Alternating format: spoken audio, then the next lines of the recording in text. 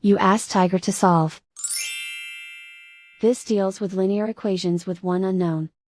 The final result is x equals 7/4. Let's solve it step by step. Simplify the expression. Group like terms. Simplify the arithmetic. Group all constants on the right side of the equation. Subtract 14 from both sides. Simplify the arithmetic.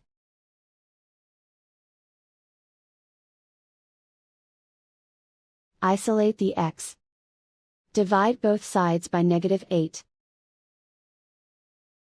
Cancel out the negatives. Simplify the fraction. Cancel out the negatives. Find the greatest common factor of the numerator and denominator. Factor out and cancel the greatest common factor. And so the final result is x equals 7/4.